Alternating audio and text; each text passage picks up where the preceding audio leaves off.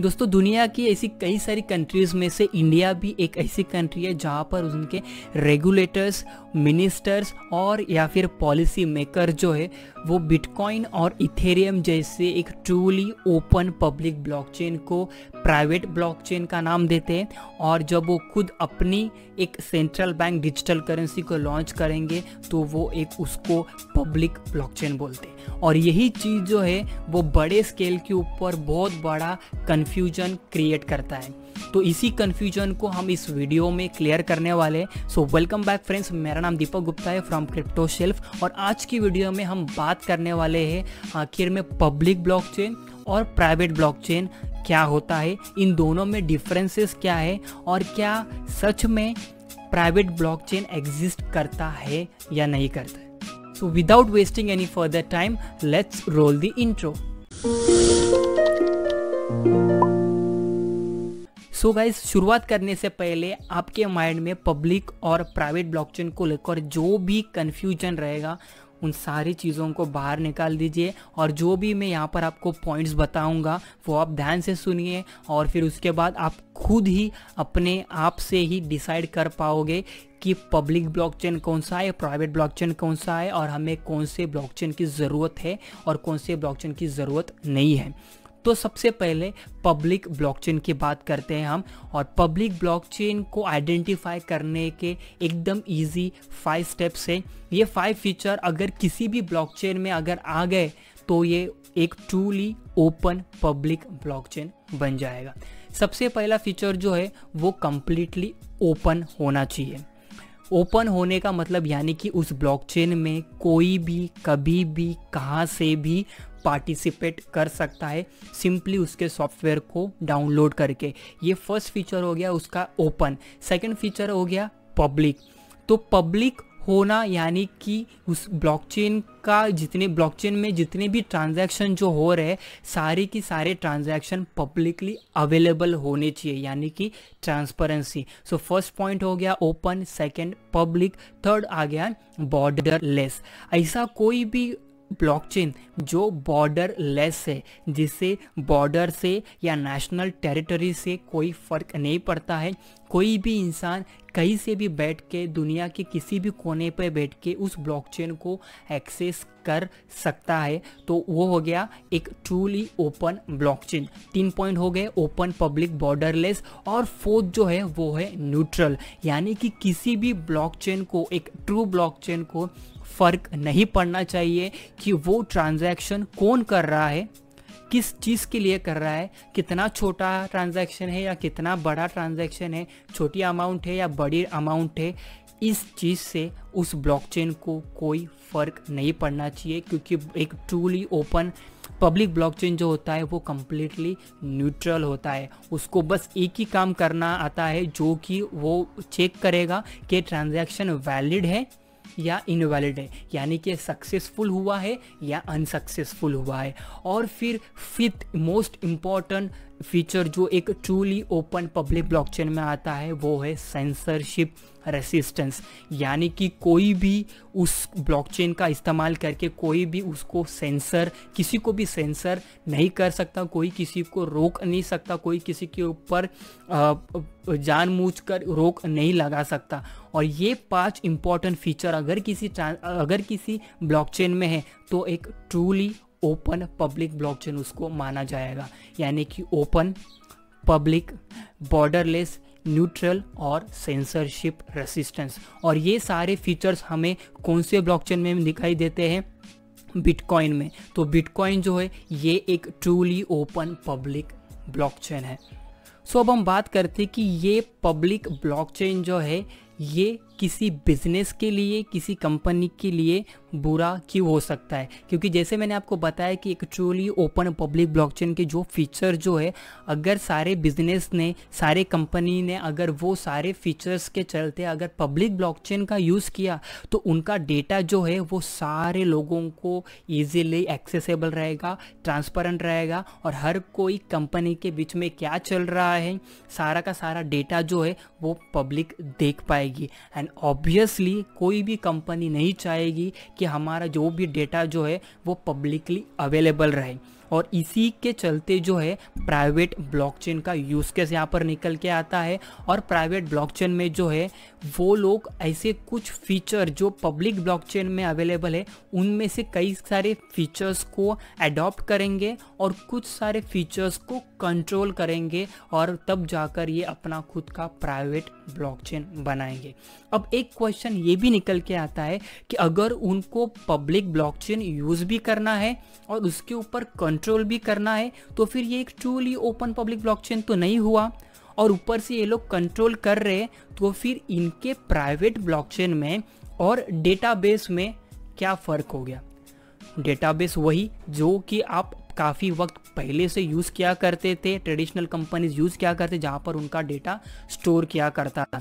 और private blockchain का use करके भी वो पूरा का पूरा डेटा ब्लॉकचेन के ऊपर स्टोर करेंगे जो कि पहले से ही कंट्रोल रहेगा, जो कि अच्छी तरीके से वो लोग देख पाएंगे कि कौन परमिशन दे पाएंगे कि कौन इसको एक्सेस कर पाएगा, कौन इसको देख पाएगा और कौन इसको कंट्रोल कर पाएगा, जो कि सेम सारी चीज़ें ऑलरेडी डेटाबेस में भी हो रही थी। तो ये इंपॉर्टेंट क्वेश्चन सबसे पहले निकल के आता है। तो आई होप आपको समझ में आ गया होगा कि पब्लिक ब्लॉकचेन क्या है और प्राइवेट ब्लॉकचेन एक ऐसा ब्लॉकचेन है जो कि पब्लिक ब्लॉकचेन के कुछ फीचर्स को लेता है बट काफ़ी ज़्यादा कंट्रोल्ड होता है और इसी को हम परमिशन ब्लॉकचेन भी बोलते हैं। अब किसी बिजनेस को, किसी कंपनी को प्राइवेट ब्लॉकचेन यूज़ करके क्या फ़ायदे हो सकते हैं, क्या यूज़ केसेस हो सकते हैं। तो सबसे पहला वो अच्छी तरीके से इसको कंट्रोल कर सकते हैं। ये कम्प्लीटली प्राइवेट रहेगा क्योंकि ट्रांजैक्शन जो है वो सब किसी को दिखाई नहीं देगा, बस उनके चुनिंदा लोगों को जो है वो उसको एक्सेस कर पाएंगे। ये चिपर रहेगा, ज़्यादा महंगा नहीं रहेगा, उसकी ट्रांजैक्शन पर कॉस्ट जो रहेगी वो ज़्यादा महंगा नहीं रहेगी क्योंकि यहाँ पर जो है वो काफ़ी ज़्यादा कम कंप्यूटर्स यहाँ पर इन्वॉल्व रहेंगे, कम नोड्स को यहाँ पर इन्वॉल्व किया जाएगा। और ये प्राइवेट ब्लॉकचेन जो है वो सेफ भी रह सकते क्योंकि यही लोग जो है वो चूज़ करेंगे कि कौन माइनिंग करेगा, कौन माइनिंग नहीं करेगा, कौन इसके नोड्स को रन करेगा। सारी चीज़ों को ऑलरेडी कंट्रोल किया जाएगा। ब्लॉकचेन तो रहेगा ही उनका बट सारी चीज़ों को यहाँ पर कंट्रोल किया जाएगा और उनके ट्रांजैक्शन जो रहेंगे वो काफ़ी ज़्यादा फास्ट हो सकते हैं क्योंकि उनके ब्लॉक्स माइनिंग का जो स्पीड जो रहेगा वो काफ़ी ज़्यादा फास्ट रहेगा। तो यहाँ पर इसके कुछ एडवांटेजेस भी है ब्लॉकचेन को यूज़ करने के, बट मैं वापस रिपीट करता हूँ, ये सारी चीज़ें जो रहेंगी वो कंप्लीटली कंट्रोल्ड रहेंगी और ये एक परमिशन्ड ब्लॉकचेन रहेगा।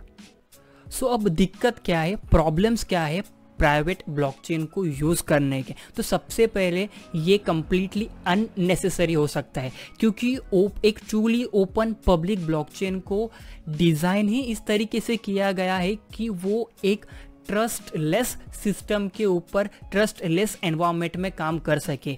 बिटकॉइन का नेटवर्क जो है उसको आपको किसी को ट्रस्ट करने की ज़रूरत बिल्कुल भी नहीं है। ये एक ट्रस्टलेस सिस्टम है जहाँ पर आप खुद ही जाकर अपने ट्रांजैक्शंस को वेरीफाई कर सकते हो। और वही प्राइवेट ब्लॉकचेन में जो है जो भी नोड्स जो रहेंगे वो कंपनी के ट्रस्टेड रहेंगे और अगर ट्रस्टेड नोड्स का ही इस्तेमाल करना था तो फिर डेटाबेस क्यों नहीं यूज़ किया। सेकेंड प्रॉब्लम जो हो सकता है वो है ट्रस्ट का। एक ओपन ट्रूली पब्लिक ब्लॉकचेन में कोई भी अपना ट्रांजैक्शन, किसी का भी अपना ट्रांजैक्शन जो है ट्रांजैक्शन आईडी के हेल्प से एक्सप्लोरर में जाकर क्रॉस चेक कर सकता है। बट वही प्राइवेट ब्लॉकचेन जो है उसके ऊपर हर कोई जो है ट्रांजैक्शंस को वेरीफाई नहीं कर सकता है और काफ़ी ज़्यादा चांसेस है जो भी कंपनी ने के जो ट्रस्टेड लोग जो है, जो लोग उसके ऊपर डेटा डाल रहे हैं वो शायद उसको चेंज कर सकते हैं या फिर उसको अल्टर करने के काफ़ी ज़्यादा चांसेस हैं।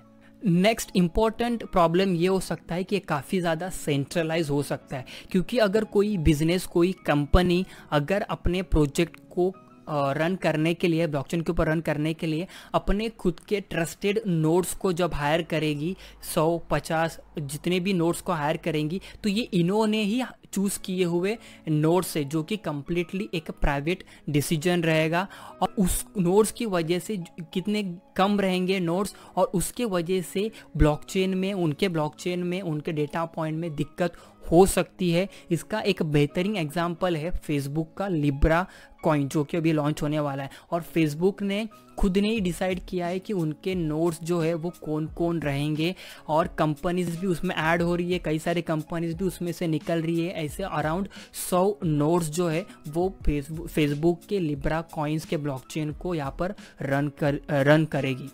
सो अब हम बात करते हैं मोस्ट इम्पॉर्टेंट पॉइंट की। तो अगर प्राइवेट ब्लॉकचेन इतना सारा कंट्रोल्ड है और उसमें पब्लिक ब्लॉकचेन के फीचर्स अवेलेबल नहीं होते, तो फिर ये लोग प्राइवेट ब्लॉकचेन क्यों यूज़ कर रहे?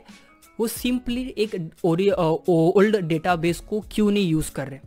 तो यहाँ पर जो है मैं आपको बताना चाहता हूँ कि I don't hate private blockchain, जबकि मैं प्राइवेट ब्लॉकचेन को जो है ये एक डेटाबेस का नेक्स्ट वर्जन मानता हूँ। अब उसके मैं कुछ आपको फ़ायदे बता देता हूँ कंपनी के तरफ से।